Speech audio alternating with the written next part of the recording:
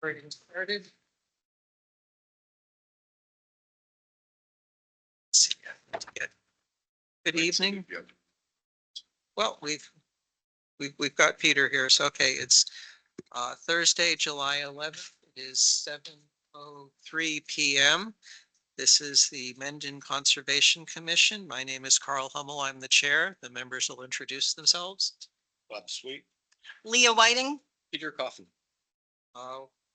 We're going to have a relatively short meeting because DEP is going through the summer doldrums and has not been able to process their comments and give out numbers as effectively as they have in the past. So agenda item 3, good and welfare for the public. I just see Tom, and I expect you're here for those projects. And so we'll skip over agenda item 3. Agenda item 4, public hearing, notice of intent 24 Ralston Farm Drive. We have email from Bruce Wheeler asking for a continuance. From Fred Lapham, the representative. Right. Okay. So motion to continue from someone? I make a motion that we continue the public hearing for 24 Rawson Farm Drive until our next meeting. Is there a Second. moved and seconded? Any discussion? All in favor? Aye. Aye. And since we're all here, we don't have to have roll calls. Passes unanimously. Oh, I'm speaking of all here. Hey. Yeah. Okay, gonna have the same situation for 31 Ralston Farm Drive. Again, Fred Lapham has requested a continuance. I'll entertain a motion. I will make a motion to continue that till our next meeting. Is there a second? Second. Been seconded. Any discussion? All in favor? Aye. Thank you. And Mike Amandali is now shown up. He's our next member. Abstain. Okay, so that does not pass. It passes with one extension. It's online. Oh, Tim, great. Okay, so now I'm back to roll call votes. Okay, Tim, are you there? You able to Yep. hear us? Tim, Okay, Tim, cool. Yep. All right, agenda item number 6, notice of intent, 220 Millville Street, DEP number also not yet delivered. Do we have a request from Peter Lavoie about this? Mike Dean, the representative, yes. Mike Dean has requested a continuance, okay? So I'll entertain a motion. I make a motion that we continue that to our next meeting. Second. 220 Second. Millville Road. Any discussion? All roll call. Tim, you first. Yep, Tim, Bye-bye. Leah, I. Peter, aye. Okay. Passes unanimously. Okay, next item of discussion, 134 North Avenue Enforcement Order Review Conditions Plan and Mitigation Plan. The chair is recusing because I'm advised by town council to do so. Leah, chair away. Okay. We're doing Robert's rules. If you guys need to, I gotta be able to see Bob. You guys need to ask questions, ask them through me. How you doing? Good. Good. Thank you. Any updates? Yep. So for those who might not recall, Sean Reardon, engineer with Tetra Tech on behalf of the applicant, the owner at 134 North Ave. So last week we were able to sneak in July 3rd on the schedule for the geoprobe driller. They were able to get out there and do the work. We got 15 borings done. And right now we're processing all that information. We're compiling the boring logs. But what I did do is prepared a plan of where those borings were taken, just so you all can see sort of where they are in case that you're suggesting they're not a good location or might need to be adjusted in some way. But what we tried to do is we tried to establish, we originally did 3 transects, so 3 lines extending from the current wetland into the site. Then we had a little bit of extra time. Things went quickly, so we did a 4th. Now we've got 14, 15 data points that we're looking at. as expected, it's a mishmash of different information. So we've got some time to digest it, but the hope is in the next 2 weeks, we'll be able to take all that information, put it on a plan to present it, digest it. Goddard Consulting can do the evaluation and come back with recommendations that we can discuss at the next hearing. And those are represented by the circles with the triangles in them. Yeah, exactly. Yeah. So you'll see it says, one says 4A, 4B, 4C, 1A, 1B, 1C, 1D. Yep. Those are all the boring locations. Yeah. What's the average depth of the bore? Range to about 6 to 8 feet. Did you hit virgin soil? Bob. Mike, you gotta ask me the Through the question. chair, she's trying to be, efficient. Go ahead, Bob. Madam Chair. Madam Chair, would you ask the gentleman if they hit virgin soil when they drilled these holes? Sure. Mr. Reardon, do you believe that you hit virgin soil in the process of We're drilling? trying to determine what virgin soil is, because as you can imagine, the history of this site, I think we showed you in the beginning, I mean, there's been a lot of changes out in this site. And then there's literally dozens of layers. So typically we'd see 2 or 3, right? In this case, we've got dozens of layers.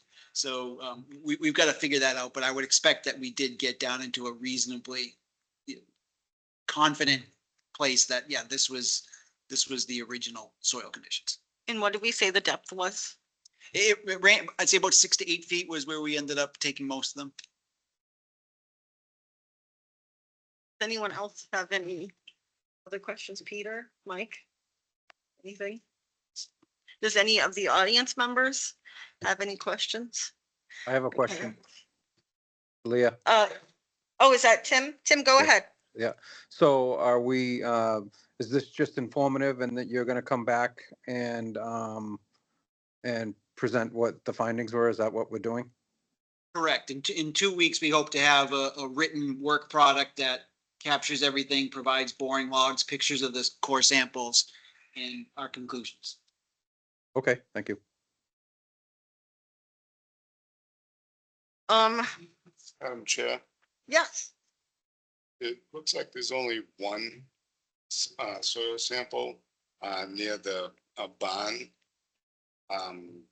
Was it determined that there was no runoff from the street that went through that area and therefore not a need for one in the front or back of it? can you speak to that, Mr. Sure. Reardon? What we try to do is we installed 4 on a line. So starting at the current wetland right near that stone wall, started there, did a boring sample along the line extending to the barn. Recognizing that the barn would be pretty tough to sort of make any expectation as to what's going on inside there. Plus, we really couldn't put the drill rig inside there. So we extended all the way to that barn, the last one being boring 1D, which is the 4th in the series along that line. Right, what about in the front of it though? No, we didn't, on the far side, we did not go that far. You have a question, Peter? I guess I do. You did a good job of doing the transepts. My only concern is the one area that I thought might have been more of a wetland that wouldn't show up was along the knoll, along the property line. So 1A is like, what's the scale of this? 1 inches? 10 40 feet, maybe? feet. It says 40 feet. But 1 inch is, oh yeah, 1 inch is 40 feet. So 1A is like 30 feet off the line. And then you drift, B goes 40 feet off, and then C is 50 feet off, and then D is like 80 feet off the line. So if I had any input, I would either want to go one side or other of the sidewalk. I'm putting it through this. My more interest is in the wall probably that's been built with the trees planted on top. So that's my. can you speak to why you chose to do these transect lines? Because the one line extends approximately middle of the delineation or the mapping that DEP did. And then we wanted to just basically split up a radial pattern around the area in question to as best we can, estimate. I mean, we can always interpolate between them, but we want to do is have a representative cross section. We don't want to have too many samples in one location because then it doesn't provide a sort of an equal view. So we just tried to distribute them equally, both distance from the wetland and radially across the site. I do think maybe one more transect along that sidewalk would have at least answered the question about the barn. About what barn? The barn that the barn that's under construction. Well, I think and I can't speak for Goddard right now, but I think what they did is they extended the transects until they got to a point where they were confident that there was no indication of hydric soils or anything of that. Right, I just think that, we're questioning where the barn is in terms of where the wetlands were. So it would have been just one more line would have been just probably a little bit better. of an answer. Where would you suggest that line be taken? Closer to the wall and the sidewalk, where the trees are, where the spruce are. All right, well, why don't we do this once I'll let Goddard know that, and once we come back with the results, if that in fact seems to be an issue at hand, we'll consider it then. Sounds good. We have a question from the audience. Can you state your name? Yes, thank you, Madam Chair. Carl Hummel, 15 Misco Road. One of the items of concern that I have is that the Mass GIS map and the USGS topological survey map has shown a lobe of wetlands going down south to where the barn is. You have very correctly got a transept going right down that lobe. You're not actually doing the part where the barn is. Like you said, you didn't want to do it, but I will be very interested in looking at the results from those. And I hope they are not confused and they can say very clearly whether that lobe should be judged a historical wetlands or not. Right, and to your point, we tried to stay in the middle of that lobe, because if we skewed to one side or the other, I would be afraid that we would be sort of, and we found no hydric soils or no I'd be afraid that we'd be accused of skewing to one side of the soils or other. So what we try to do is get right in the middle, because what we're trying to do is define an extent from the existing wetland boundary.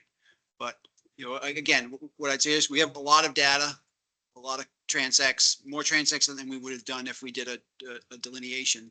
So we've got a lot of data. Let's see how that looks, and then you decide if we need more. Okay, sounds good. But also, as we get close to that property boundary, I mean, we're getting closer to the as found condition, because we didn't grade anything beyond the property boundary. So any of that fill along that edge would have been placed as part of that original home construction on the other site. So the closer we get to the property boundary, the closer we're getting back to a condition that we couldn't have altered anyway, because it's too close to the boundary.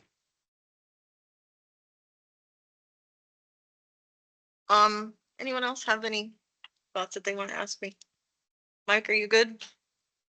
Fine. Uh, I have nothing at this point until we get. okay, is there Information.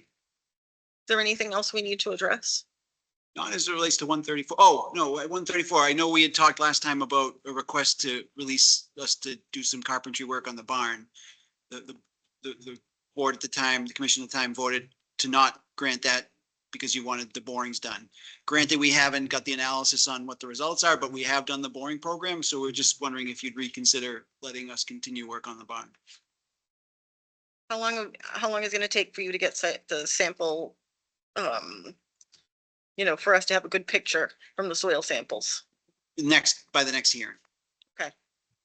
I'm going to say, let's just wait till the next hearing, just in case, see what the soil samples say. If things look good, I don't see why we couldn't.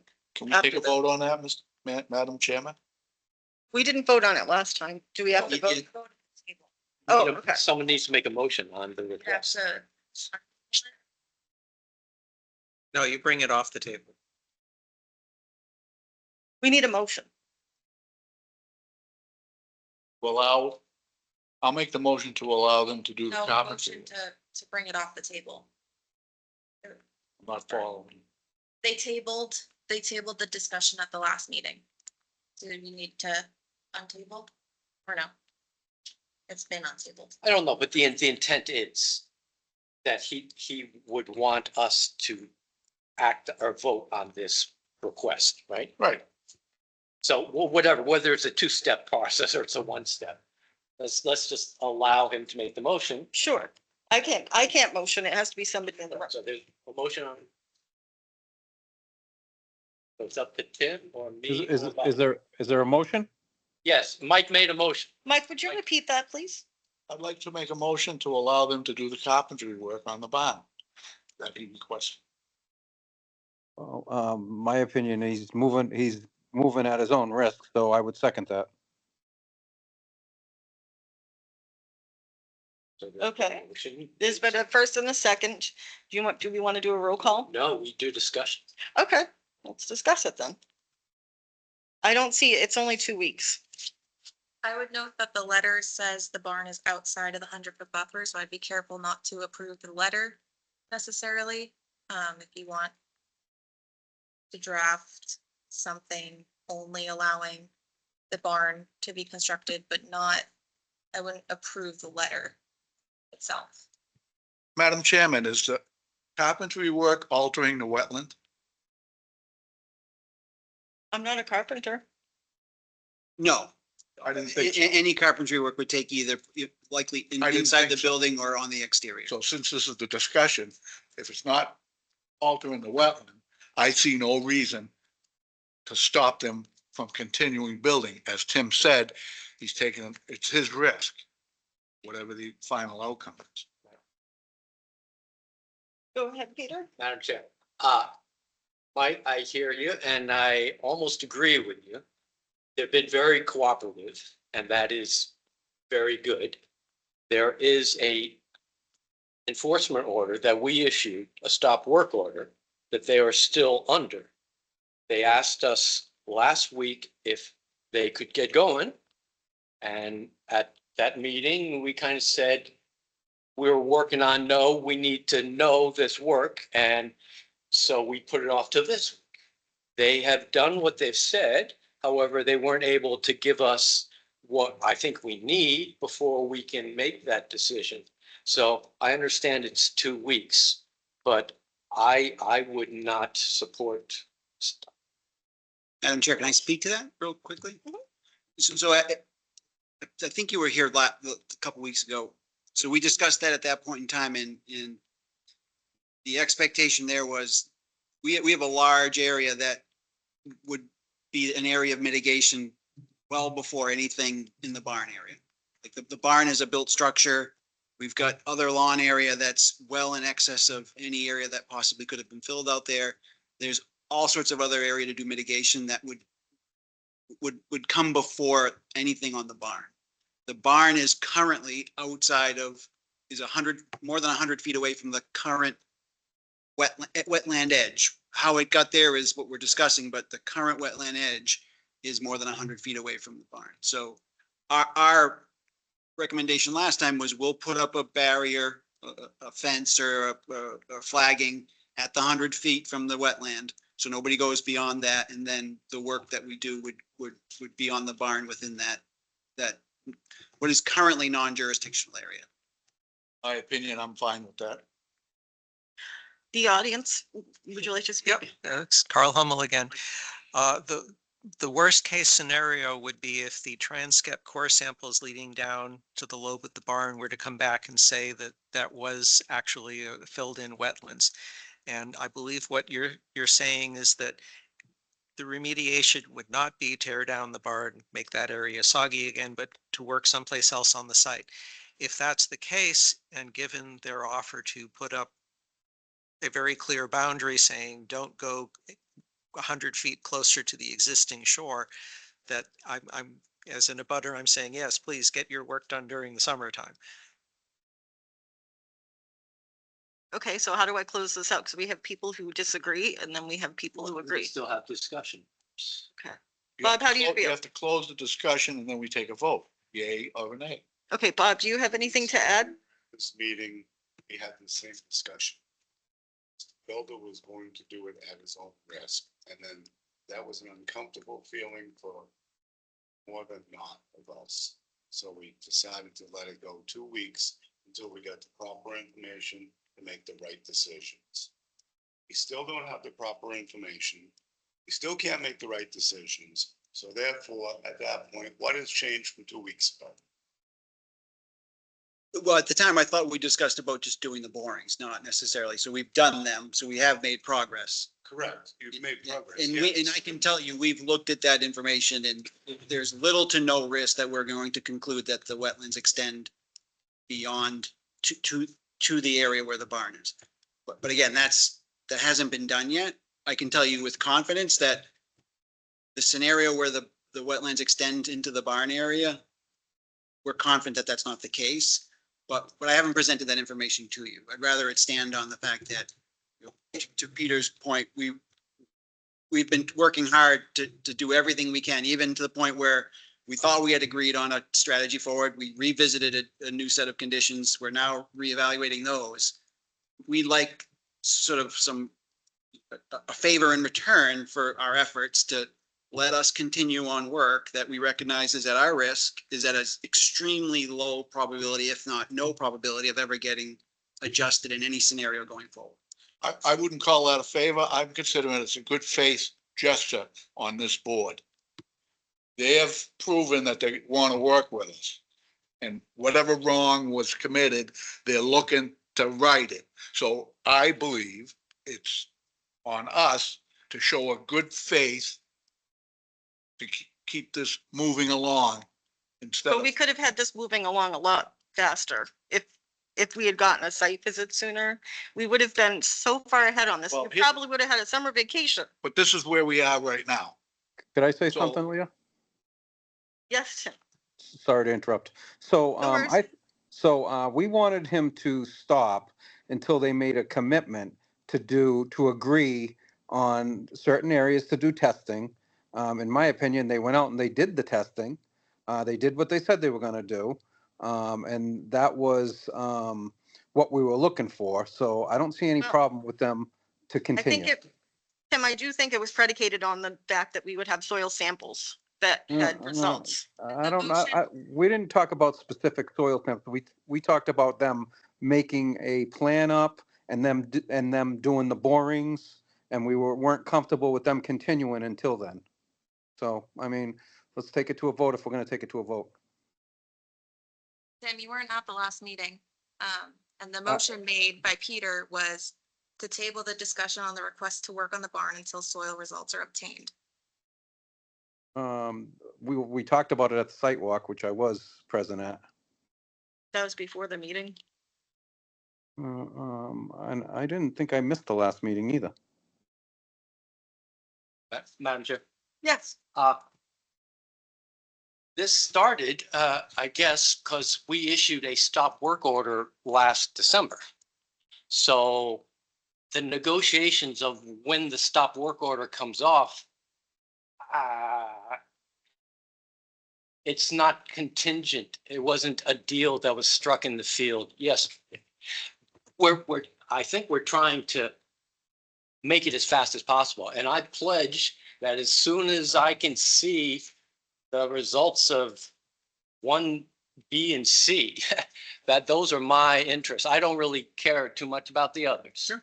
So whether you'd want to fax them over or something, but I can also pledge that at that next meeting with that in hand, make the motion. So I appreciate the cooperation, and I don't think it's a sign of disrespect. Yeah, I agreed. And I don't take it that way. It's just that, every 2 weeks is another 2 weeks, so we're just trying to say, at this point, there is literally zero risk that barn will be part of the mitigation area going forward. There's little or no risk that anything we do on the barn is going to end up impacting the current wetland boundary. So from a logic standpoint, we understand that, it's leverage as far as the enforcement action goes. And we can certainly, I appreciate that. So it's your call. We just thought it was reasonable request 2 weeks ago. We've now obtained the boring information that we haven't provided to the board yet. But Peter, we can't obtain raw information and then transmit it immediately to you because we got to I've got to process it into boring logs and I've got to do all that work. So, it is what it is. Yes, When was the borings done? July 3rd? July 3rd, last week. Now it's the 11th, so that was 8 days ago. But it's July 4th. July 5th was a Friday. Right. I've literally had nobody working. That's exactly right. That week is, So it's, in the industry, that week is a wasted week. So again, let's can I, show a good, can we make a vote? Can we just give show a a good, vote? faith gesture and work towards an agreeable decision here. and then again, I mean, this isn't, we're not living or dying by this, but it would certainly be nice to sort of start making progress positively instead of us keep having to do more and more work. And, you know, we're happy to do it, but we'd like to see some progress on our side. Yes, audience member. Yep. My question for Peter and the rest of the members on the board, the information from the core samples is going to come back one of three things. We don't know yet, need more core samples. The core samples demonstrate that the former wetlands is what Goddard has said at about 4,500 square feet, or the core samples say that there's more wetlands that were taken. My question for the board is, if that third option happens, what will you do differently? In other words, if you allow him to do work now, and it comes back that there's more wetlands that got filled in, what impact will that have on your decision-making process? Madam Chair. Yes, Peter. I guess if samples going up that one C and D showed that there were a historic wetland there, that in my mind opens up how that site gets developed. Maybe the barn stays there, but the landscaping around certainly might get shifted. I don't know. I don't know what our options are. And my other concern is not so much work on the barn, but the work all around the barn. And so whether I'll leave it at that. Okay.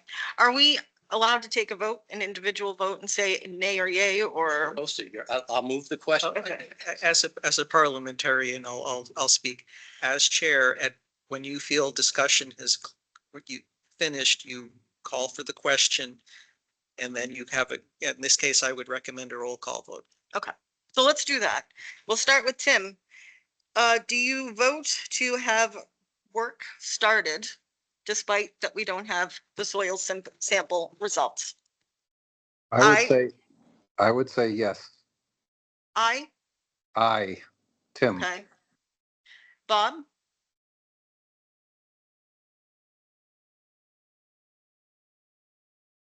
Discussion that I've heard, no matter what, they're not gonna move the barn. They will make a larger mitigation area, should they be proven that there need be one. So I see no reason not to let them continue on the barn. With that being said, that should there be a larger mitigation area needed, do they have the room to create a larger mitigation? Are you Okay, is proposing that- an amendment? I know. We're in the voting process. The discussion was closed. We're in the voting process. Then I don't think waiting 2 weeks is such a bad thing to do. Okay, so you're a nay. Okay. Peter? Peter, nay. Okay. Mike? I'm voting yes to allow them to do the carpentry work that they requested on the barn. Okay, Aye. am I the tiebreaker? You Okay. are. I'm gonna say nay. I think what we said last meeting should be followed through with. We said we would wait until the soil samples came in. And I think we should do that, so. So the motion is denied. Motion is denied and we'll see you in 2 weeks. On the next page. Oh, okay, I haven't looked that far ahead yet. But I think we get the chair back for that, so.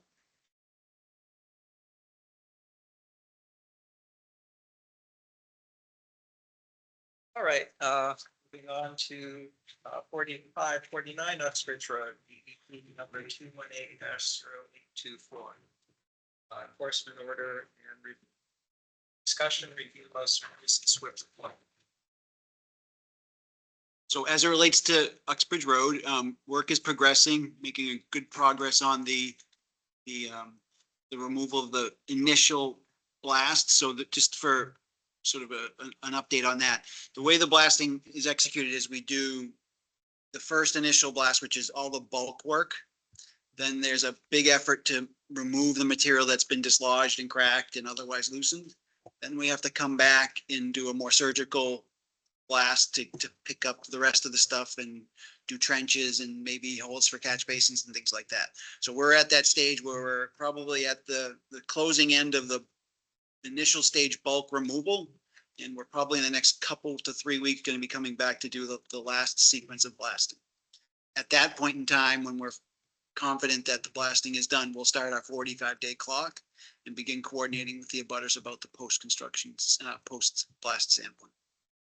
We did meet with the Board of Health last night about this matter. We feel we made a lot of progress with them. Everybody's on board. Right now, we're currently proposing only one round of post-blast sampling.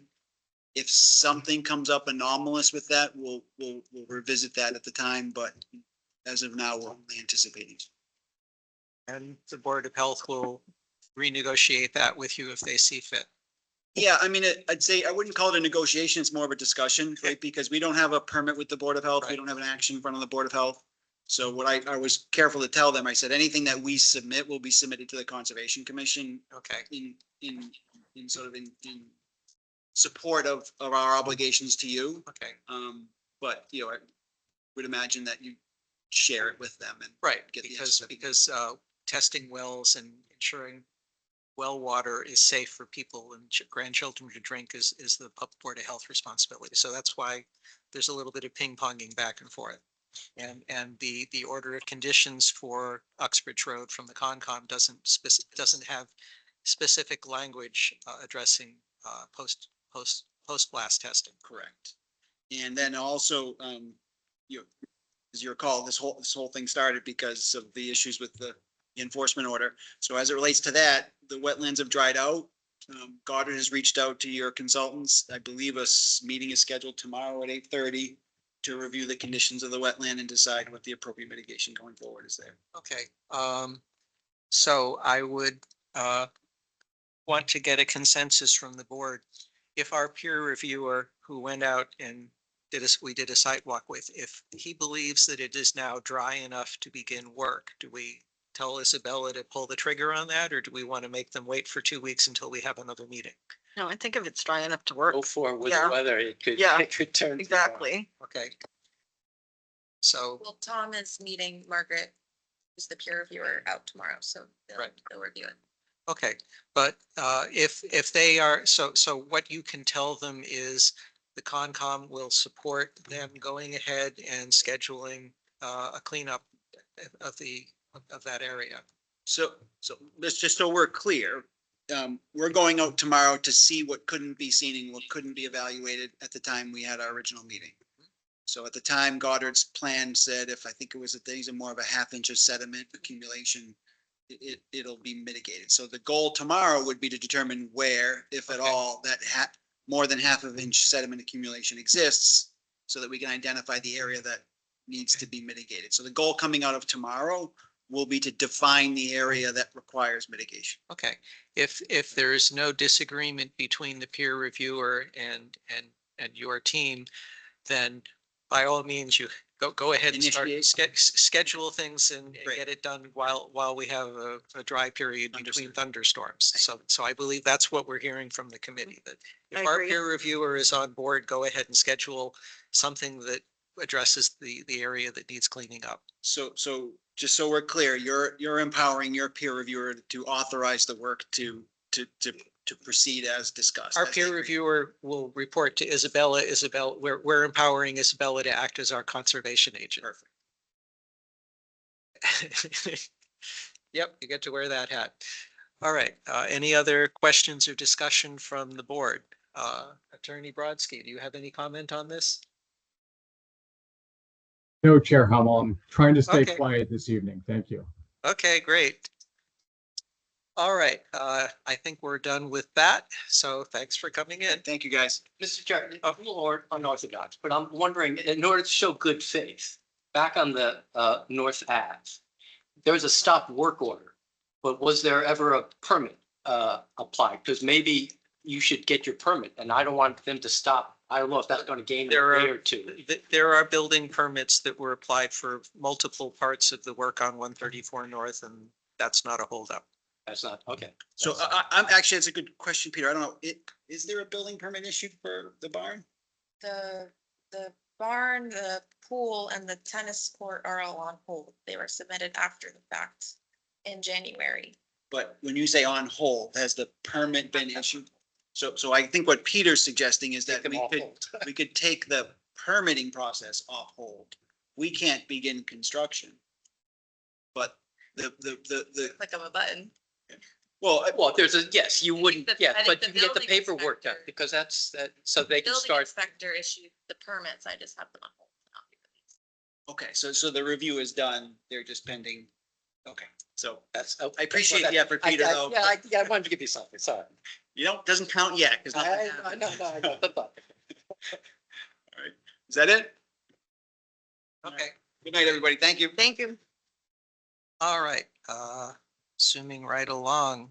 Agenda item 9, 10 Old Taft Avenue, discuss status of unpermitted retaining wall in the buffer zone of Lake Nipmuc. Isabella, have some status? Yeah, I worked over the last 2 weeks, again with the holidays, Goddard Consulting and the surveyor for G&H were both on vacation, so they didn't get scheduled, but they're scheduled to go out next week and assess. Goddard's gonna reevaluate bank, bordering land subject to flooding and the conditions as they stand. And the surveyor's gonna get a detail sheet on the wall and the stairs. Will they be able to determine where the property line is and where that pipe fits and all of that? The pipe is gonna be on the plan. The wall goes over the property line. That's been confirmed. Okay. But I would expect the plan to be comprehensive. So she, rather than come in and tell you that herself, she just had me do. Yep, I'm comfortable with that. We have got the attention of the senior office manager, so I'm okay giving the new person coming on a month to come up to speed the same way we extended a courtesy to Sean when he took over from John Meehan. This is what we're talking about. Yeah, it seems like she's Making she's progress. trying, yeah, Yes, the so. bold red font got her attention. All right, moving on to agenda item number 10. I know what to get you for Christmas. It's like a giant red Sharpie. 85 Millville Street, discuss ongoing encroachment violation abutting Meadowbrook Uplands Conservation Area. Isabella, status? So I went on site. Pictures. Not sure who's been out there for past, but I met the homeowner. So this is the area being mowed and you can see there's the G&H boundary marker on the bottom. Up to where, there were 2 or 3, there's only 1, which means boundary markers were removed. And so that's the boundary to the town's land, and this is, the area being mowed. And what did those boundary markers consist of? They were, I think, the 3, they're G&H orange. Yes. Are they? They're Can I pushed speak into for the the ground, record? 6 inches, a spike kind of a thing? I'm not running it the way Leah wants. I think so. I They didn't were sticking up because When, stick up just that little orange. when they did mine, they drive a 2-foot stake in the Yeah. ground, 2-foot metal rod in the ground. it's a Put rebar orange usually, cap and over then they put the orange. That's hard to get out. So that Yeah. way there you can go with a metal detector and find them. So if somebody pulled that 2-foot metal rod up, they did it intentionally. They could have just taken the cap and it might be Right, disappeared so, somewhere, I'm saying, you- but that would- it should be on a line, right? That's a straight line. Yeah, So why would there have been multiples? Usually it's just the one. line? So now this is standing on the orange standing on the left corner looking straight across. And So so the that bit to the tree, left is what's been cut? Seriously? it would be here, Yeah. yeah, and so she cuts, there's rhododendron bushes going along the property end So they, in the triangle. And then this tree has the volleyball net, so they pull it straight out along the property line. Kids are on town land. Gotcha. Whether the tree is in town property or not, I can't tell without. Man, this is such a tough issue, right? You want people to use it. They're butters. Why can't they enjoy that? The only thing that goes against that is the principle, not. No, and/or- what's going against it is the black letter of the conservation restriction. Well, there you go. Okay. And Black letter. yes, we want people to use it, but we don't allow active recreation and volleyball would be active. Certainly wouldn't without permission. And then if they could let the community play on there. That would be So it's, the way I would want to work I it. interpret it correctly, land use, does not want conservation land altered without approval. Yeah, for active recreation. I understand. So I'm just talking out loud. my concern, so Anne has, you know, a sign that could go along the pine trees on like kind of right where that G&H boundary marker still is, that says conservation area boundary, so you could decide to put that in. My concern is if she ceased mowing, if there would be an invasive species popping up. It's gonna come up ugly. If it's gonna an come up invasive species and Leah says it's invasive, we're authorized by the conservation restriction to remove it. So if it's just getting thorn bushes entangled and undergrown, well, that's conservation land. That's not her private property. It's not her lawn. In my perspective. I'm just wondering where the markers went. Mr. Chairman. Yep. I'll make a motion that the Conservation Commission recommend the town put a fence up right on the property line, saying, Is there a second? I'll second that. Okay, because this has been we a will problem now, for years. we'll now have discussion. I'll no entertain. sign, nothing for discussion. There's no sign, the sign will get ripped out. Right. Put a fence up, So what kind of fence would you recommend? one that can't be destroyed. Chain Split rail. link. A split. No, a split rail, fence. they're pretty, you get those split rails, the posts last 40 years. The rails get 20 years, but at least they're readily At replaceable. least the post will be there to make it. And clear. they look, it's the aesthetic, it's the look that I would say, I agree with Tim. And chain the link. cheapest thing to put up is the split rail, because that's coming out of someone's budget. you get chain link, something's gonna grow up on the chain links. It's Yep. gonna grow a vine. That'll be great. There's the border. Yeah, you can't hack it down. That's right.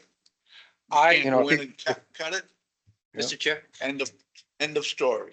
Peter, I guess what I would like to do is to talk with the neighbor, saying, hey, we got an issue here. This has got to be public land. How can we best do this together? Where would you want a sign? She What want- would you want to, can we work together and do some nice planting in that so that it doesn't turn into this wasteland when you stop mowing it? And that maybe the town could spend a little money to do some nice landscaping as a gateway to the, I don't know, that's. hold on, let Isabella respond. The rhododendron bushes lining here. That's what she said. She would want the roadies moved. Well, maybe she The could road come, on the town property. But they were planted by the previous owner of her house. and she should come to the CPA So she and doesn't ask own 'em. permission. She should ask permission He and doesn't own them, so that, to me, that's a moot point. And I I'll like- also make a motion, Mr. Chairman, to make Peter the liaison to go talk to that person and tell her, Well, this is what we're gonna. That, Second, well, Second. that's, you can offer that as an amendment to the first motion. All in favor, any further discussion on having Peter be the liaison? All Well, in let's finish favor? Let's finish. No. Yeah. We are voting on the amendment to the original motion. The original motion is put up a fence and we're amending it to say, we're amending it to say, put up the fence and Peter is the, Yeah, there's definitely more, because I'm more than willing to Yeah, serve. we will as go back and liaison, talk but about I would the also fence. suggest it should be a committee thing, and that it should be me and the clerk and whoever else wants to join in. But thank you for the vote of confidence. Okay. I appreciate it.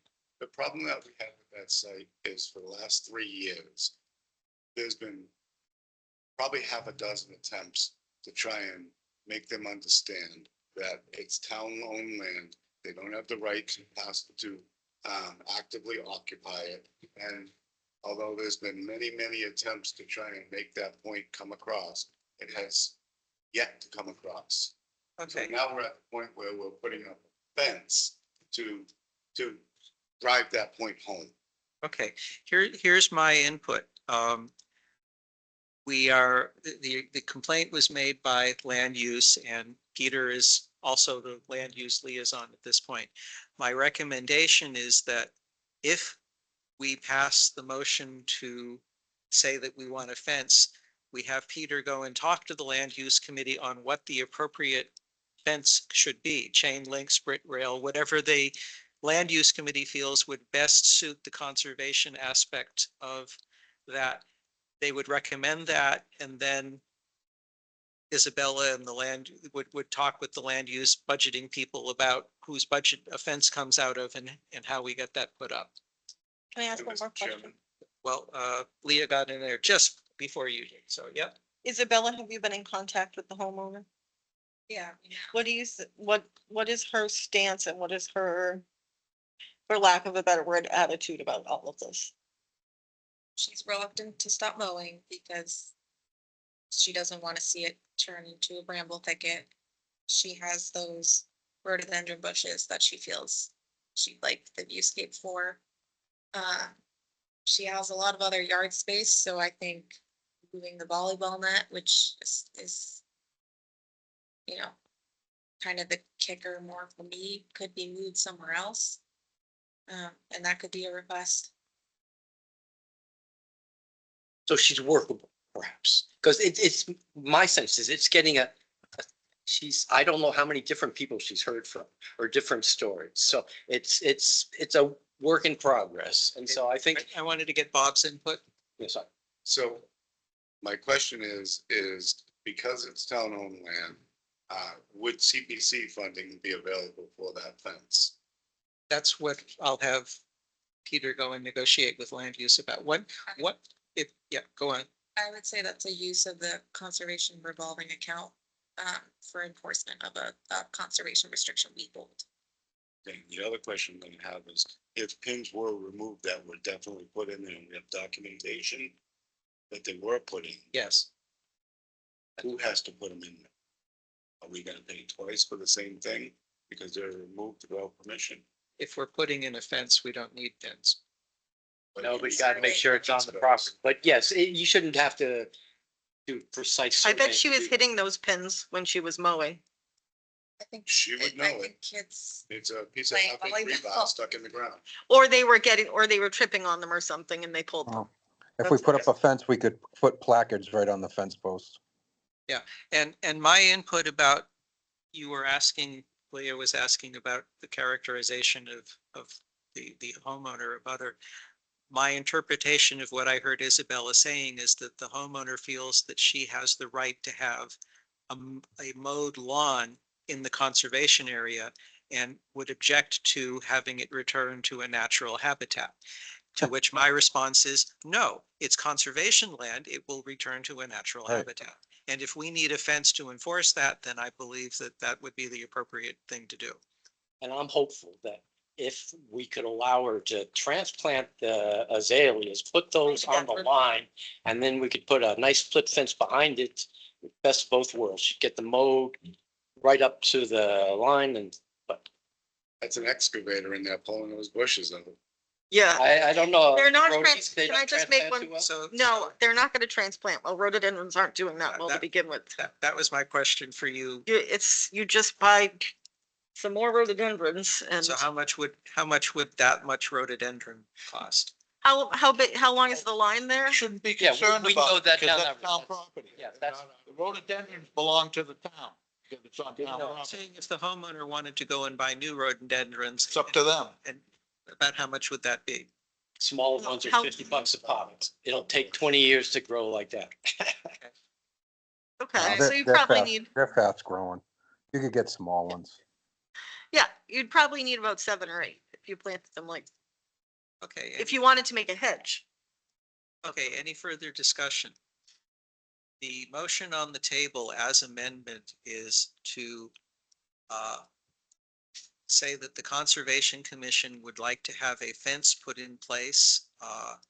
And we are delegating Peter to work with land use, CPC, and other applicable town committees to determine what kind of fence there is and to reach out as needed to the abutter. What about the pins? I would want to hear back from Isabella and other people researching the language of the conservation restriction to say whether we should have the 2 new pins put back in addition to having the fence put in. If so, we'll have further conversation at a future meeting, perhaps with the homeowner here, about whether we ask her to pay for it or whether she can make a compelling argument that the town should pay to replace them. Do we have any proof that she removed them? That's why I would That's the say we, biggest problem. Right. No, we went, so when I went with her, we couldn't find any of them. I found the one. She said there were maybe 1 or 2 more. And she blamed it on the kids pulling it out with volleyball. But she has, Actually, at that point, then she admitted ownership of removing them. no, because she didn't say whose kids removed them. But she knew that they were removed. it's gonna become a legal issue. Yes. And I don't think we should. Yeah, divulge it. let's keep it I separate. think we We'll put a research. fence up, Yep. that, And make those sure are the it's not a boundaries, problem. that's the boundary right there. Yep. Then it's obvious, if the fence is destroyed or removed, it'll be So pretty obvious. any further discussion on what our intent is and what we ask Peter to communicate to the various people involved in this? I think I got my mission. I want to add to that, Okay, Bob, go ahead. and that's, if you don't know where the line is, how can you put a fence up? If the pins are gone, you don't know where the line is. They have this My thing sense called is- surveying. My sense is it's a Put it straight up. line. Again, pays for it.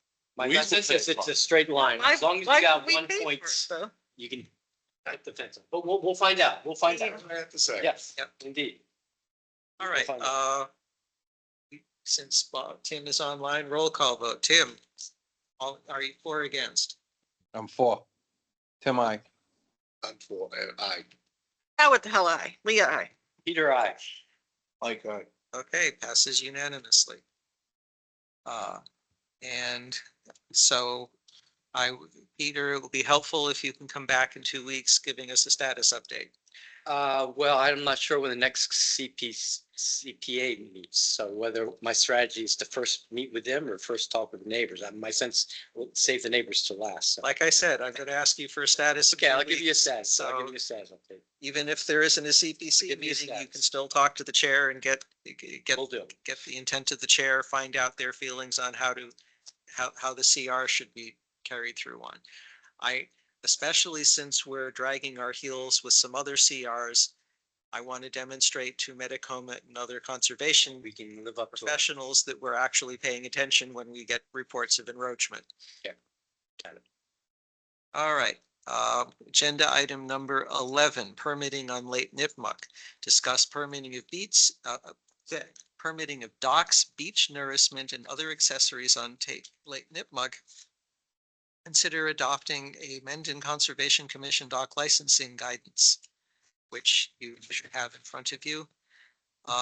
So let's see, I'll start with Isabella, if you can explain this piece of paper. Guidelines. Yay, policies and regulations and procedures. They get you get excited. Bob, you should be especially excited about this. These are regulations adopted for snow that I'm proposing the commission look at. Policies can be adopted by the commission just by vote. It doesn't need a legal ad hearing notification. I attended the Lake Nipmuc Association meeting on Tuesday, and the members who attended were receptive of the draft. And so accordingly, no new permanent or seasonal dock, pier, float, or decking may be placed in or on Lake Nipmuc without prior permit approval by Mendon Conservation Commission. No existing unlicensed permanent or seasonal dock, pier, float, or decking may be reconstructed, enlarged, or relocated without prior approval. And Concom approvals for water dependent uses, including retaining wall, stairs, etc., on lots containing existing on the list licensed docks, piers, floats, or decking will include a permit condition that the docks be properly permitted and licensed prior to the issuance of a COC. And so I think these guidelines create a way for us to move forward without having to look at every single dock that previously exists, while not creating grandfathering in. We're not saying prior to 2024, everything's okay. We're saying everything that's in existence can stay as long as you aren't enlarging or relocating without prior permission, and that you do need to get a permit for anything new. And moving forward, we'd start to see notice of intents for docks. Current standards for the state for a Chapter 91 license wants to see the Concom permit first, and they're preferring aluminum docks and ones that can be rolled in and out. So proposed conditions would be in April 1st, out November 1st,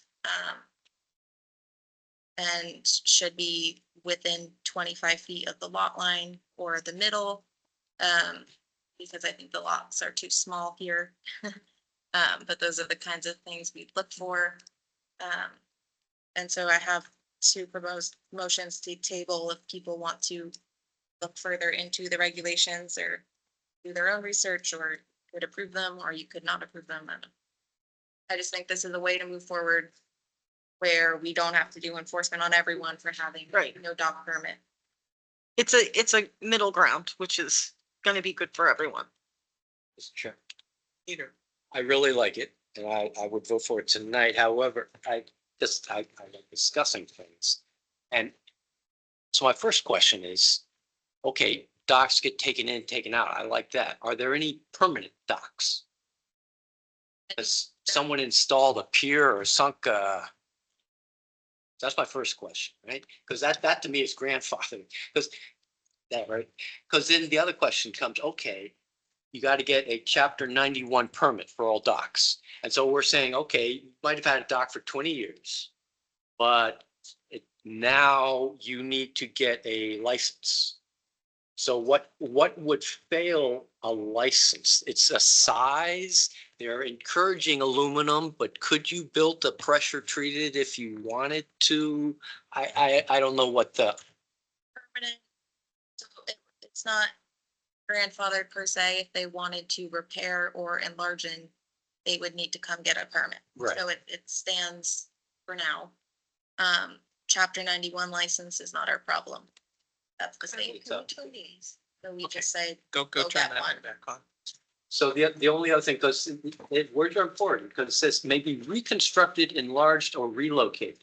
It does not say repair. And if I were a landowner, I would repair that and just have one of the original, right? It's like, so is that a weasel? I don't know. I'm in support of it, and I would support it as is. I mean, we can change language, but this is, It works for still, right? so that was sent through MSMCP, the Massachusetts Society for Municipal Conservation Professionals, and multiple towns have adopted similar. And town we- council or state, We could run it through town council first if you prefer. well, no, just Stowe must have, right? Or, so I'm okay with it. Okay, my question is, This may be repair or reconstructed would be up for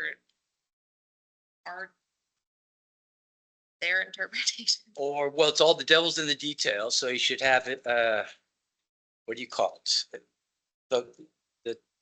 The define your terms. So the repair is like less than 10% of, 10% of the structure, you know, kind of I try to think the define it somehow. difference would be if they lost a plank in a Yeah, wood and dock. someone's stuck in, you want to repair it, it's unsafe. But if you're gonna redo your whole top, Ah, well, yeah, might as well. That would be a reconstruction. Okay. that's what I'm saying, refurbish is a word that we could. There's already, no, reconstructed is, it would include that. And if this language has already been improved by other towns, I don't want to add to it unnecessarily. I like it. If nothing less, it's a really good way to bring attention to that. We are supposed to be doing this, but we haven't been. Okay, my question, it says many residential docks can be approved under a simplified license process. What's the simplified license process? That's with the state, the chapter 91. So a simplified license is for small docks under 600 square feet. Whereas bigger docks and piers have to get a plain Jane license. I don't know. That's, there's a document that's now on our page. 60s. So I went through the Lake Nipmuc page on our site a little bit, and included dock licensing under chapter 91. There's a permitting guidance from the state on how you get your license. And it goes through the simplified. So we would just point them in that direction for what license they need from the state. We would, you know, review with the notice of intent and put in the conditions must obtain chapter 91 license prior to COC. So we do not enforce chapter 91. I would almost suggest that instead of 600 square feet, drop it to 3, because 3 at That's 3. the state. That's the state, So small. we can make stricter guidelines with bylaws, correct? Yeah, but The why reason why would I'm asking is because 60 square feet is 10 by 60. You can't fit a 60-foot dock in Lake Nipmuc. So that just means every dock on Lake Nipmuc doesn't have to go through the detailed science that piers would have to be and fish study. It's just a simplified. Here's my input. A couple of years ago, someone wanted to put in a dock as part of a larger plot they were doing. They wanted a large dock with a big swath going through down to it. T and yeah. And if, as you recall, we said, no, shrink it down. So we did have, we were able to negotiate. If they come in with a proposal for 600 square feet and we say it is not in keeping with the character of the guidelines for the performance standards, you know, it would exceed the performance standards because of the where you were building on Lake Nipmuc, we would still have that ability to have a tighter control in this room rather than having it have to apply to everybody. So my next question in the first bullet item, it says without prior permitted approval, is that an NOI permit? Or what permitting would you as our agent be issuing to them? That it can be a prior permit would have to either be a determination of applicability or an order of conditions. Okay, so, There are no other. okay, permits. so it's not one of these administrative approval type things? Okay. So my last question, so the way this would work is someone who wanted to do this would do chapter 91 first and then, After. so they would come to us and get an NOI and then after that, they'd have to go to the state. Okay, So the state doesn't want to review license requests without local Concom approval. So that's Okay. the first step for them to get their license. has anybody on Lake Nipmuc gotten a chapter 91 license? There are 17, I heard, from my state contact, but she was gonna forward me an Excel sheet and didn't.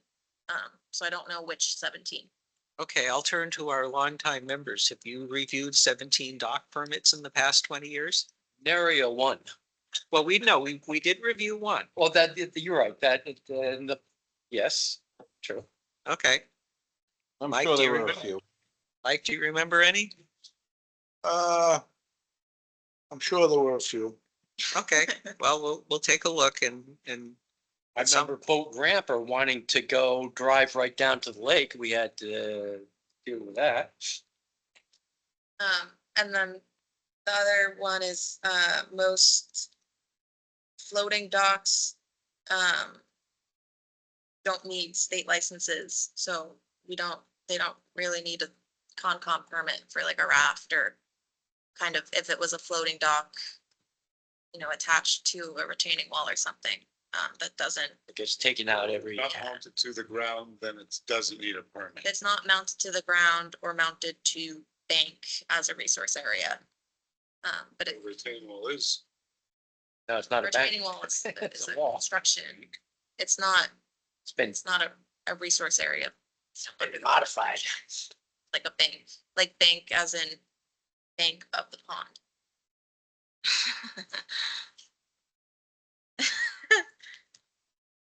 usually you put a retaining wall in to hold the bank back.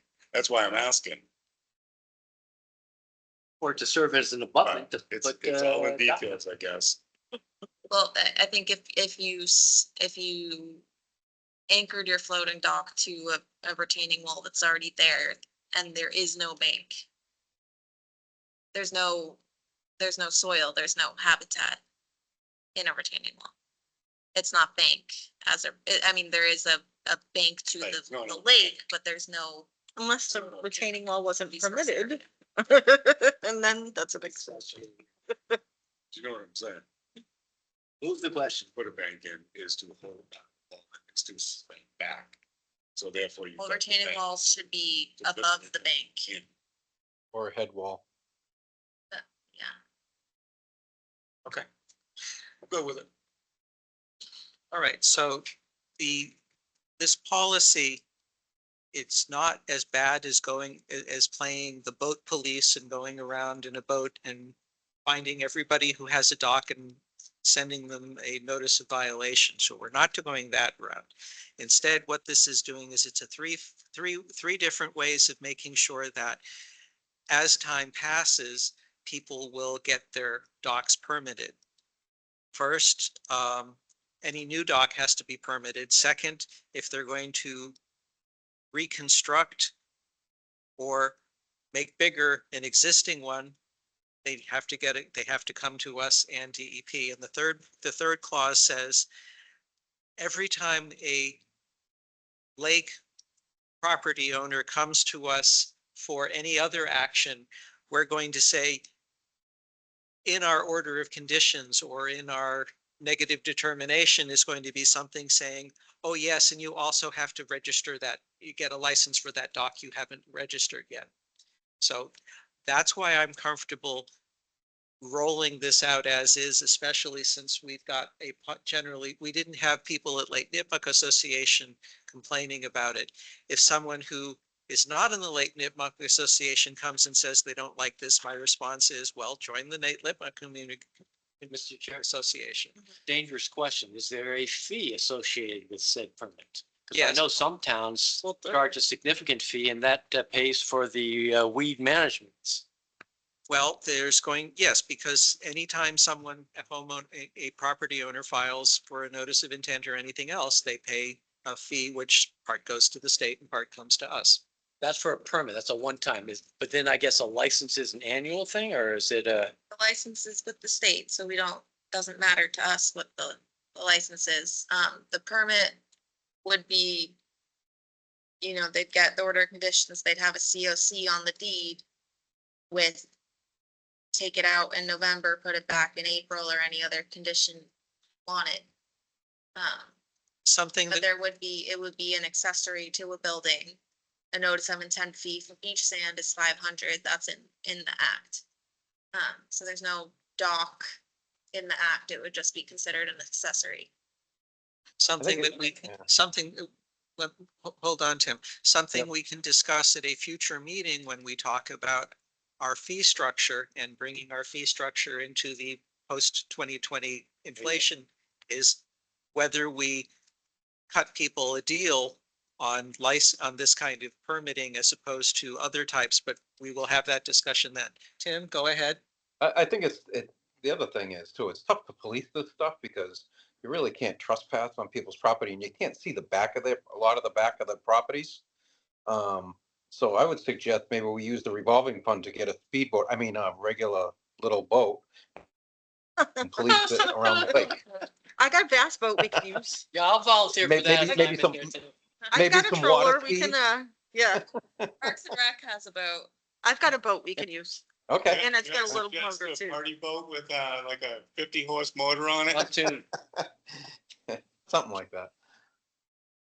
At this point, my message to the Lake Nipmuc Association is that while the Concom could play boat police and enforce chapter, and drop a dime to the state about chapter 91 violations and carry out the Mendon wetlands bylaws, we're not doing that. Instead, we're rolling out this much more moderate policy. Yeah, I get it. This is, so instead of, we're not coming down and immediately squeezing the taxpayer, we're rolling this out in a very gradual fashion. That has been successful. It's been success, and this has been successful at other towns. So any further discussion? Okay, so we now, either a motion to table the discussion or a motion to approve. So someone make a motion. I'll vote to adopt the proposed licensing law. I'll second that. Moved and seconded. Any further discussion? All in favor? Aye. Tim first. Tim, I. Bye-bye. Leah, I. Peter, aye. Stan?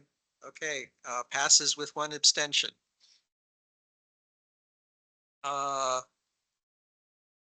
We'll now go on to agenda item 12, finances, review end of fiscal year 24 finances, review and approve dues for MACC and MSN's CP. So we have another piece of paper in front of us. Isabella, if you can explain. Here's your budget. I will bring it up. Sam, I don't have it saved on my computer. Sorry. But we everything's been like moved and accounted for. There's still the negative in the salaries. So the contract services, we had 5,900 left over. That's gonna go to the negative deficit in salaries. You voted up to 6,000 from the general fund. Excuse me, what are contract services? Who would we be spending that money on? Beaver removal. The lake Yeah, stuff. so below contract services, there's beaver management and weed control. You can see they both have 0. They got consolidated into contract services. Okay.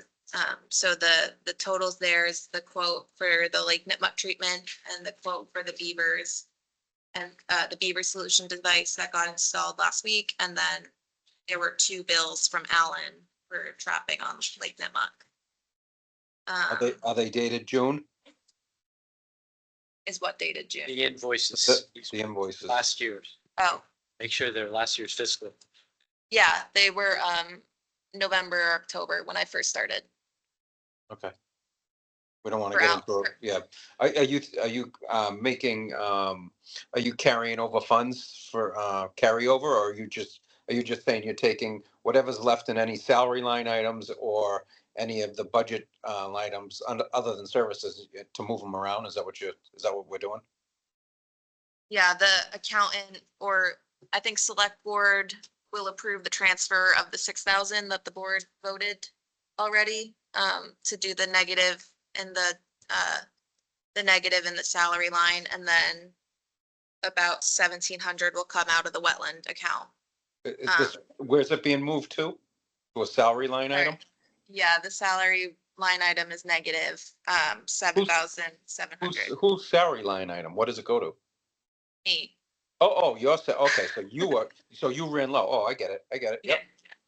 That was part of getting her up to 40 hours a week. Yeah, no, I get it. I didn't hear that part. Sorry.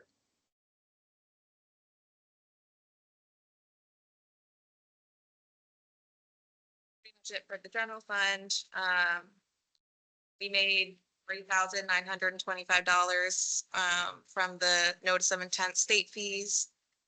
And then it's confusing to look at with the, the negatives and the pluses. And then we made 430 with the bylaw fees as well. And that's pretty much it. Mike, I have a question on page 3. What is Lake Nipmuc donations revenue and Lake Nipmuc donations expenses? That's before me. In the past, Lake Nipmuc would have donated for some of the treatment and water monitoring. Okay, So I'm not sure. They did pitch in. Yep. And I think they also paid for egg addling for Canada geese. So I don't know what the remaining funds are for and what we would use it for. The Lake Nipmuc Association is interested in purple loosestrife treatment on the lake because it's invasive. I asked Wayne Phipps to draft, formal request if he wants Concom to consider it, or if the Lake Nipmuc Association wants to split treatment or, some sort of request to get it on the agenda. But I guess that money could go towards Well- something, but we have it. Your page 3, just below it, Lake Nipmuc donations expense 2,300. Is that what we're talking about? Yeah. Is that available money that has been sitting there? Maybe from the SEP that, I don't know where that came from, but okay, it's sitting there needing to be spent, is what you're saying. But that carries over. Well, we could buy a boat with it. Not much of We could buy a little fast stroller. Couple of kayaks. okay. One of the issues we've had in the last 2 years is we would get checks and not deposit them in a timely fashion, or we would fail to collect the right amount of checks. I'm expecting that since November, we won't have that problem anymore. So that'll help balance our books as well. The other thing in the budget, it's not Concom budget, but my understanding is that we're paying you 30 hours a week and they're busy working on the grant to get you paid the other 10 hours a week. No, Concom is paying the full 40. Okay, It's all in ours for fiscal year 25. There's a chance we get reimbursed okay, 15 grand at the end. okay. And Ann Mazar would be working on that grant at some point, is what she told me. It's all in the budget. And then for MACC and MSMCP dues, I don't know if that actually needed a formal vote because I can sign off on vouchers, but just for everyone to see it. It's a standard line item, right? That's- MACC is Massachusetts Association of Conservation Commissioners, and MSM is Conservation Professionals, meaning your professional organization. Yeah, and MSMCP is only $20. MACC is 604 for all 7 members and me. I have another year subscription to the handbook, but if anyone wants to have access to the handbook, is $20 and I can add it to the dues now. I would like a copy, definitely. I still, 2024. It's Fine. MACC's handbook. It's online. It's like Concom fundamentals. if It you, has anything searchable you might need. did you get the MACC certificate or just take a couple classes? I got this. Then you got a year, same as me and Isabella. A year, I think, just to fiscal date though. I'm not sure. I Oh. haven't tried logging in again, Oh, but it might boot you off. I logged in a couple days. Yeah, I'll have to log in now that it's July and see if I'm still there. And if not, then I'll talk to you about getting that added in again.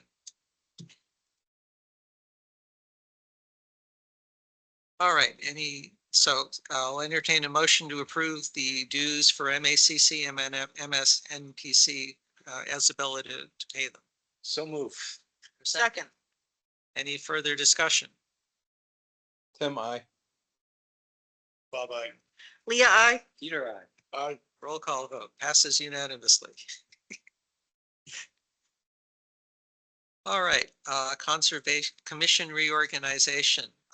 With the absence of our current vice chair, Susan, for Cahalan for reasons of health, I would request that we postpone this until such time as we have all 7 members available.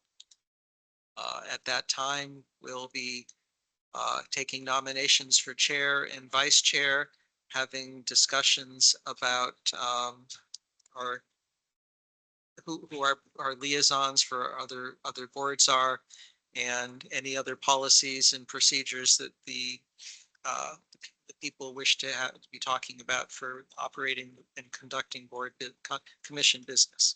Mr. Chair, I'm fine with that, but it just might be hard that all 7 of us are here, but does she want us to continue to serve? 'Cause, I mean, we can discuss it. I formal vote for sure, yes. She's running a temperature of 103. That's, no, yeah. So I'm hoping for her to resolve some of her health difficulties. She was sufficiently interested to get reappointed to the board, and I want to give her the opportunity to participate in the discussion. Normally, vice chairs would move on to being chair. I want her to have an explicit opportunity to say whether that is something she wishes to do, or whether she's comfortable staying as vice chair, or whether she wants to step down. And in her absence, I really prefer to put this off. And last summer, we waited until September because of There's the nothing question about yeah. membership and reappointment. All right. Updates, conservation agent updates. Isabella. Do you want to do Cape Road first? You want me to do it? No, we'll do that. Do that last after the other ones. That one's going to be exciting. The public water supply, long-term pumping test and access road construction, notice of intent was submitted for the municipal water. Woodard and Curran is the applicant on behalf of the town. And so that's gonna be open the hearing in 2 weeks.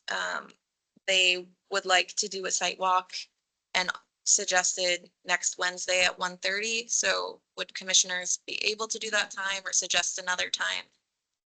What's the To see the site? What's What's that the date? address? It's 220 Providence Street. Let me confirm. I'm just trying to see what's the date. Okay. I won't be able to make that one. So what time? 1:30? Yes, they suggested 1:30. This would be with Jack and Dylan, the town planners as well. It's not too steamy. Wednesday, the 17th. I'm sure we can do multiple, and I also have a feeling with the MIPA review, we would have 2 hearings. So we could schedule a second one if not everyone can attend. It's town property, so I could also bring people out. Yeah. We don't have to go with with Woodard and Curran if we can't. Definitely want to see it. I wouldn't mind being. So. Yeah, they want commissioners to come, yeah. So I can say yes to that time or suggest another one. Jack Hunter, the town planner, typically only comes to town on Wednesdays, which is why they suggested Wednesday That's good afternoon. with him. Let's go with it. Yeah. I'll go another time if there's another one. I don't want to hold things up. So I'll confirm that time then. And Lee and I can go again, or we can go again afterwards. There was another submission for Rawson Farm Drive Lot 12, which was the one, or Lot 22, which was right next to when we drove up Tyler Lane, right across the next one over. We can schedule a visit if we want to go out again, but it's the same wetland system we saw going further back in the lot. I spoke with Fred for Leah's complaint that the the straw wattles are in there and trash on it's- site. This is what I saw that really made me not happy.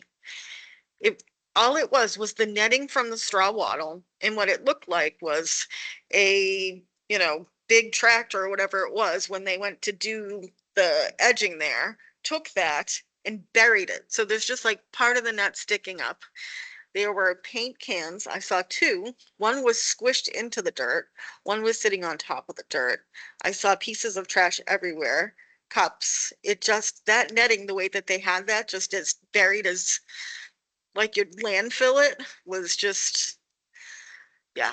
And it was a hazard for wildlife and anything else too. It's that green plastic netting that we see on the wattles. So I just, every step I took, I was stepping on trash.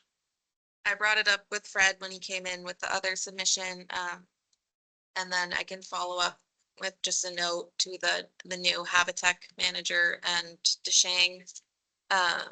Fred said they were most likely more than willing to start pulling the old green netting out because, might as well start since it's all, everything's degraded inside anyways. And that they'll require the trash to be cleaned up too. We wouldn't issue any COCs with any of that, but they should. They should do it. Yeah. Thank you. Also, So when we approve the COCs for the 3 Ralston Road properties, we can have an OOC that says biodegradable. And that's our expectation in the draft, That's good. template that you have. also anticipate some DOT road work on the next hearing. They submitted, or told me they were submitting late this afternoon by tomorrow morning. And I can still get the hearing up in time. I'm not quite sure where on Route 16 the work is, but that will also be on agenda. The Beaver solution device at Wigwam Brook was successfully installed. Bob Nice. came with me. We carried some How heavy was stuff that? into the woods. That was awesome. That's good time, like walking 1,500 feet into the woods carrying pipe. Yeah. With mosquitoes and everything. Pontoons. That's what you carry. No pipe. It was scheduled 80, 8-inch pipe. That's heavy. How's your back? I couldn't do it. I just threw my back out. They're done. Was it interesting to see how it was installed and stuff, or? I didn't stick around, but it is a really cool thing to see because the HDPE culvert is about 40 feet long, so it sticks out on both sides very far. And then the side in the beaver pond has a pretty hamster wheel cage around it.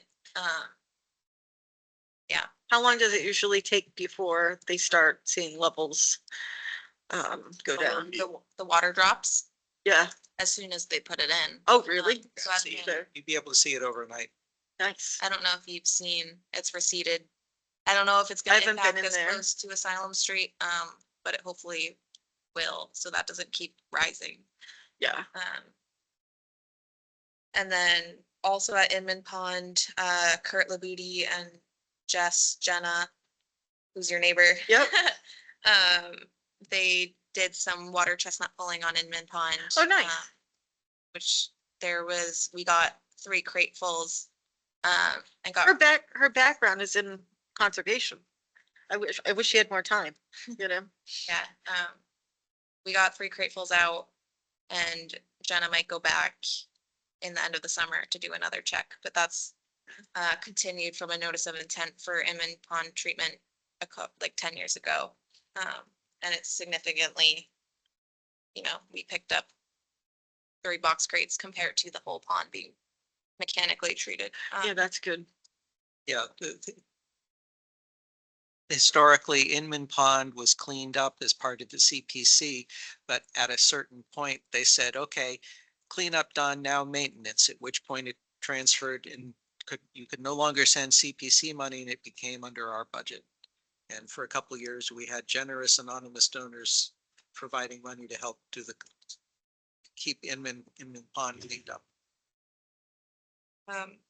I'll be at a training with MACC on July 18th, so I won't be in the office. We have a new town administrator, Jeremy Stoll from Medway. I think I've met him a little bit, but not too much, but he's very enthusiastic. And we have a new executive assistant, Katie Moxham from Blackstone, or came from the town of Blackstone. And other news is that Jody Kersey has left, the finance director, and is now in Medway. So those are, What was that? What was Jody that? Kersey left. She's gone to Medway. and then. She went to Millis, not Medway.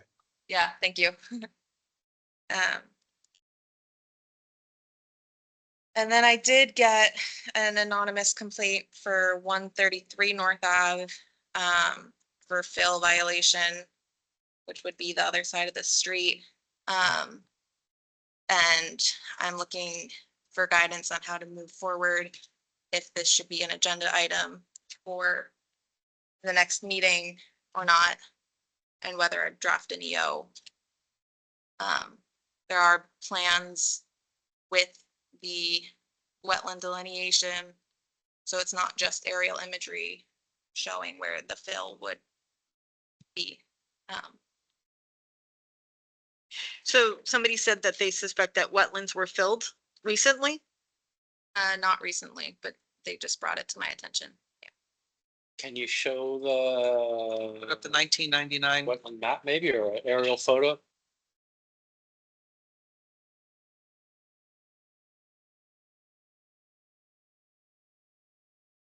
There are couple pieces of evidence. One of them is a 1999 site plan when the subdivision, the 4 houses on Hopedale Street were built, delineating wetlands on the border between the back of those 4 parcels and 133. So you can see that up here.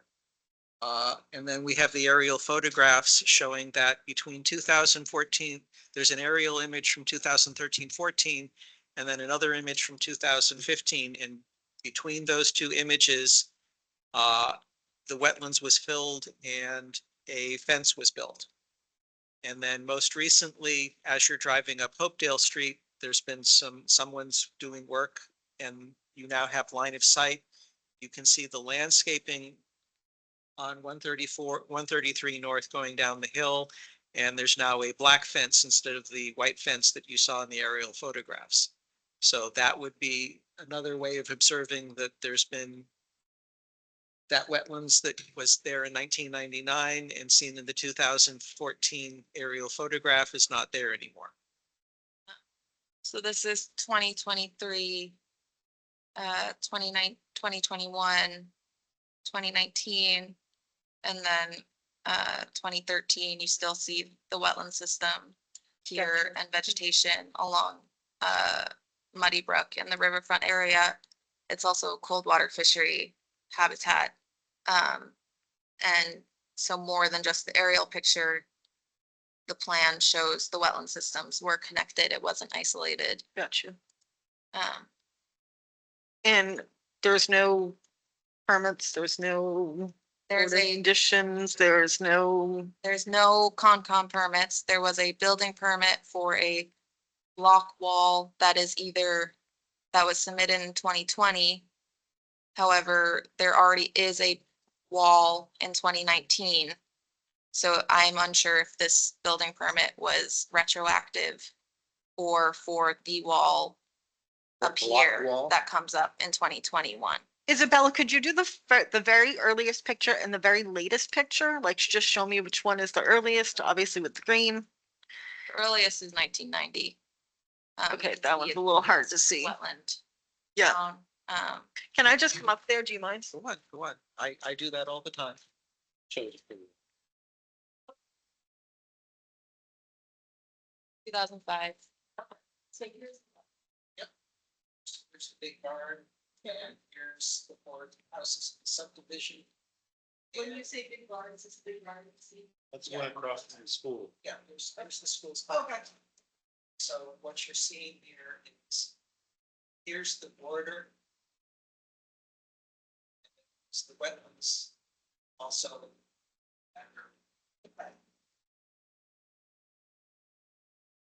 Go forward 8 years or 5 years?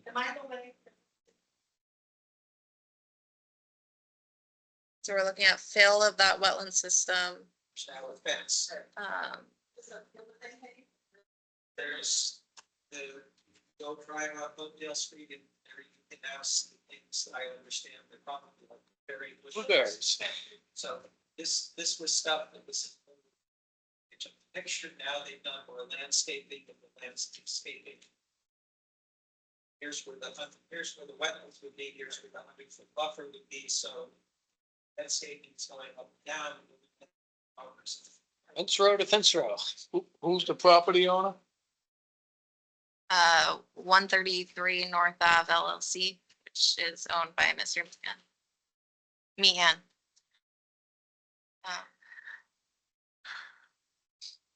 What I'm seeing is that there were wetlands and now there's, 2013. right, and now there's no wetlands. When did Kevin Meehan become the property owner? 2011. So he owned the property for many years.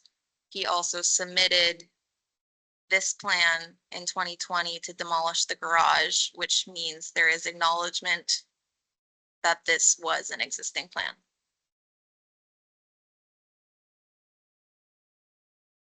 Yeah, it's funny though, the wetlands got picked up off of the parcel, right? That doesn't often happen, but the wetlands get delineated. You gotta put a lot of fill in there. It's really nice and flat. And graded. Remember there was a pile of loam on lot 1 or lot 2, about 10, 15 years ago? And it rained and it got away from them and it went all the way down the backs of those lawns into the wetlands. So I don't want to deliberate much, or have you all. So I guess I put it on the agenda for next week or 2 weeks and notify the owner. Well, we don't want to issue an enforcement order or a notice of violation because this is historically old. What I would do would be to send a letter to the current property owner saying that this has been brought to our attention and we would like to determine whether wetlands were filled and whether there should be a replication done. So violations are at the time of acknowledgement. So the day that the commission learns of it. Right. And fill in a wetland is a new violation every day. So it's tough with Muddy Brook being cleared, but there are structures and what looks like bridges and a small building down here as well. So those would be ongoing and all the fill would be ongoing. How did this come to our attention? I had someone who wants to remain anonymous come into the office. So an anonymous tip?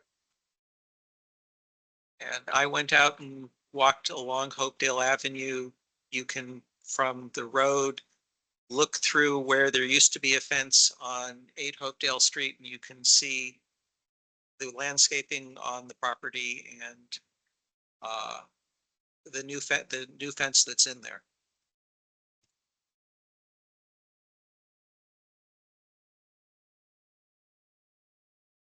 Well, let's throw it on the agenda for next time. At least we can have an open discussion about it.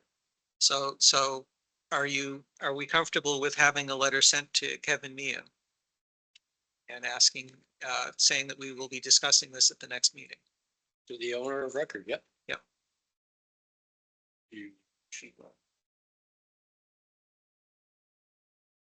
No, because it's just saying that we're going to be having it on. We're instructing the clerk what to do. We're having our conservation agent say that we will be discussing it at the next meeting and they'll. Please notify The property owner will have a chance to show up with his attorney and his site manager and talking about whether it's an actual violation or not. I mean, Sean's already here. Next violation, Leah brought up, is 13 Bellingham Street, I don't know if it's a violation. I want to ask about it. potential violation. There's now a So- fence. When I drove by, and again, I take this route, we go to Starbucks and Yeah, things you all the go time. by it every time. So there's nothing been done to the wetlands at all. Like he hasn't done any replication or any work that he talked about, but then they Did put, move the stockpile. he did, yes. But The then, bank looked like. but it was- then this fence is still within, now I know people don't necessarily need a permit for a fence or whatever, and land, and pavers and all that kind of stuff. But this fence is, again, we asked him not to do anything without our permission, and this fence now just suddenly appears. And it's, I mean, it's right at the edge of the property, you can see it. So I don't know, I'm just, My estimate is it's 40 to 50 feet, which would need a Concom permit. If Okay. it was more than 50 feet, it'd be exempt. it's close. It wraps around where the patio goes, you know what I mean? So, anyway, that's, So would you would you request the same? The white one wasn't there. Would you request the same sort of thing, send the property owner a letter asking them to attend and? yeah, I mean, just ask him about it. I mean, he's spending money on that fence. He could have been And replicating the isn't it an existing wetlands. site? Couldn't we go out and look to see that the bank is, that they put grass seed on the bank hopefully by now? Aren't they supposed to put blueberry bushes? and They were stuff? supposed to shore that all up. There was a huge I forget what the. rhododendron maximum.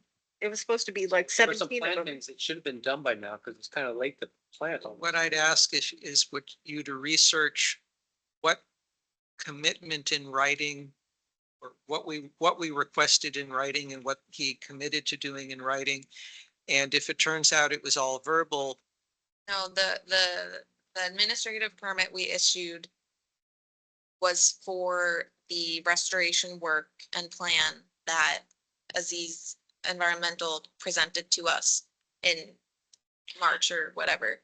And the permit required them to do the work as outlined in that restoration plan. okay, so then it's We If had I within our remember scope Get to, a copy of that If I remember correctly, available for them to go to discuss it. yep, didn't we ask them not to do any, let us know when things were gonna be done? yeah, we Can't can, remember specifically what we said, but I do we can, think, we can contact the owner and copy the engineering firm asking for an update. I mean, I can pull it up.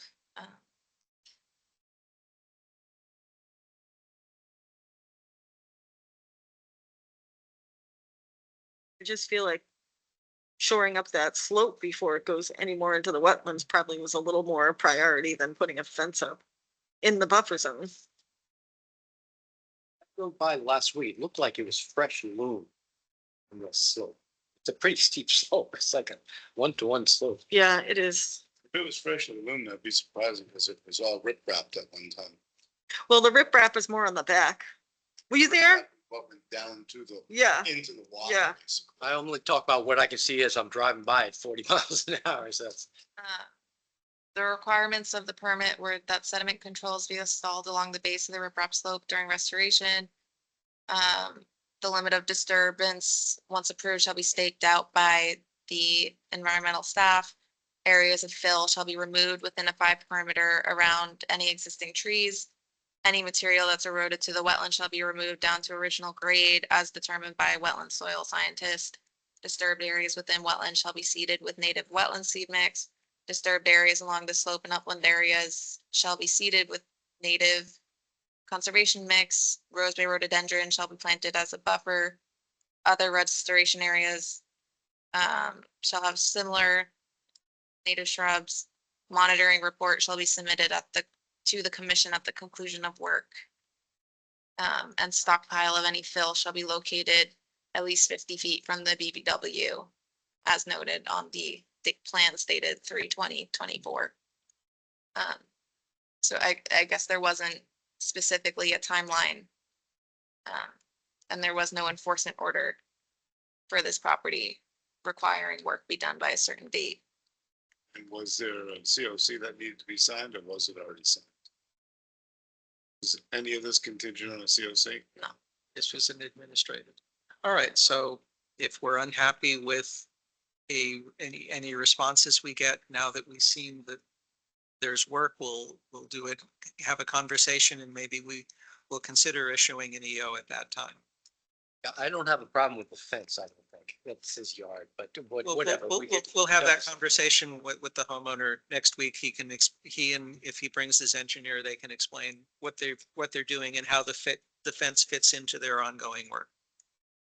And then Leah also mentioned 39 Millville, but I wasn't sure. My only question with this is that, and I don't know when he did it, it could have been last year, but there's a huge patio out back and there's like a siltation fence that's kind of fallen over, but it's very close to the water. I don't know if it's, what are the regulations according to, what's the buffer zone from the lake before work should be done? The commission has jurisdiction over 200 feet, but a deck more than 50 feet from a resource area is exempt if it's in lawn. Okay, so he might be okay then. It was the same guy that came in and asked if he could put a wall. Do you guys remember this? Back along, it was when I first got on the board and he said he was gonna have an engineer and stuff do that, but maybe he decided just to do the patio or whatever. But if anyone drives by, just take a look and see Were if you it's also anything. asking about a property that didn't have a DEP sign? They have one now. Okay, great. Okay, any other conservation agent updates?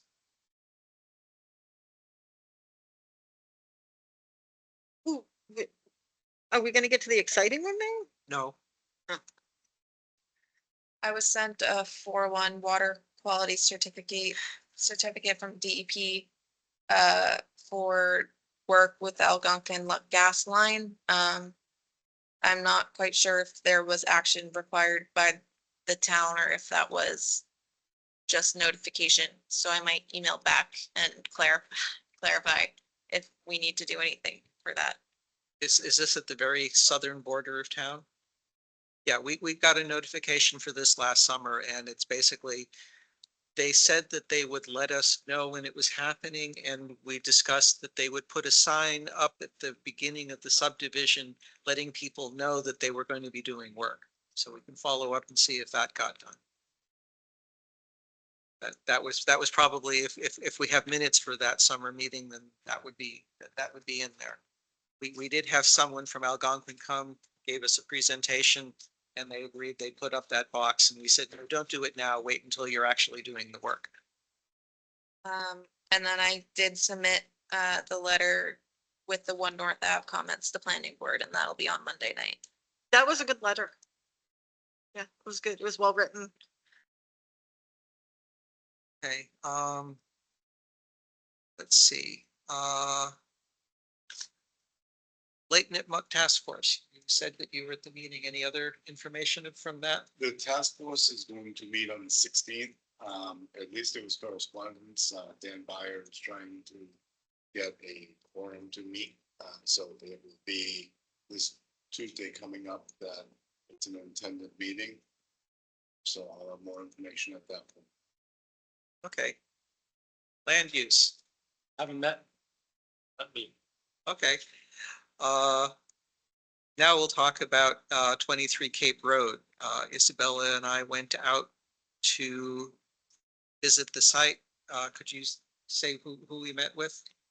I showed up late. I forgot to.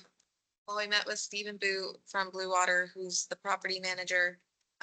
We met with the head project manager from Arco, who will be the contractor, and we met a representative from Pierce Constructing on site. And I've spoken with Tom Simone, who is the Arco project manager. They're based out of Pennsylvania, but So this was like, see the site and make Yes. sure everything's copacetic. erosion control meeting and. Yes, they are just completing their soil testing. As soon as that is complete, they will begin trucking in 990,000 to 150,000 tons of fill. That's a lot of dump trucks. So we toured the perimeter on the western edge, and we saw the erosion control. They have wattles in place. They've done some work there. We also looked in the actual wetlands area, and the people that we met with took some photos of the area where siltation had occurred. And so you had a conversation with them about SWIP reports and MIPA. What was that outcome? Are they going to be sending you copies of stormwater reports? It should be. Right, okay. They're aware of all the siltation that happened. Well, that's the exciting part. Okay, When they, the people we spoke with were not aware of that was particularly an outstanding issue, in part because it was not, disclosed. no, it's because it's not attached to the deed like a order of conditions would be. So Okay. they did not notice that as the title was clearing. I got a call from Connor Downey, who was the project manager we worked with all last year. And I had a conversation with him. He reported to me that the previous owner made a representation that a team of people went in and pulled silt out of the wetlands, that receipts were available, and that someone from the town had signed off on that work. And I reported to Connor that I had been monitoring the Concom email before November. Isabella's been doing it afterwards, and we had not been contacted by anybody from Abe or the company that they were going and doing the work. Connor is now going to reach out to the previous owner and clarify the situation. So my expectation is that in 2 weeks, we will be able to have a discussion on what the status is of pulling silt and remediating the flow that went into the wetlands. So that will be an interesting conversation. We also talked about stormwater that's flowing from the uphill providers. The blue water plan, stormwater plan does accommodate that water coming in, but they will be looking into reaching out and contacting the solar farm, the soccer field, and the other property owners up there, and seeing whether they want to take a more active involvement on the stormwater falling from other people's property onto their lands. So did they not know when they bought the property that there was an issue with the siltation? I will make the Right. following statements. When we talked to the people on site, they were not aware that they were not aware that there was still silt that had been caused from their property into the wetlands that needed to be removed. They were unaware that that had not been Did completed. you guys look to see if there was still silt? Yeah, we went in there, we took some pictures, and there are areas on the surface where you can see silt. However, my observation is that there's less than when we saw back 4 or 5 months ago, in part because now you've got a lot of green stuff growing up, and we've also had a few more storms washing the silt away. So it's much harder to tell the extent of how much silt is in I there. think my question is, could somebody have cleaned it up? Yes, someone could have cleaned it up, and I'm expecting that Connor or someone else will get back to, I basically said, please contact Isabella when you get an update. And we will get clarification on what the situation is. Mr. Chair. My 2 cents is Mike Dean was hired to do the work. They put up 2 additional rows of erosion controls. I think that's what the receipts are. Mike Dean said that they would be doing summer assessment of the sediment. And if they sold the property, I'm assuming that didn't happen. Okay. And no town employee has been out on site. No planner has been on site. No one from this board has been on site. So I don't know. Damon and I were on site when it first blew down, and so when Dredge went away to Turkey or something, Damon, that we authorized the work to be done, but as in putting up erosion control, it wasn't cleaning up. But Right. where I'm thinking we missed the boat, much like now on Route 16, we are hiring a consultant, they are hiring a consultant, they're going out to look together and agree on what needs to be cleaned out of here. We never did that, right? We always Well, pushed it off because There we're hasn't gonna been wait an to improvement. a new. We were nice and did not issue an enforcement order. We did not have we had verbal meetings and verbal agreements from the previous property owner that yes, they were aware of their need to do wetlands cleanup. But that was a verbal agreement. Mike Dean, his engineer, was here, and Mike Dean hasn't been returning our calls. So it is, I am confident that Connor Downey will investigate and be able to come back to us with a report.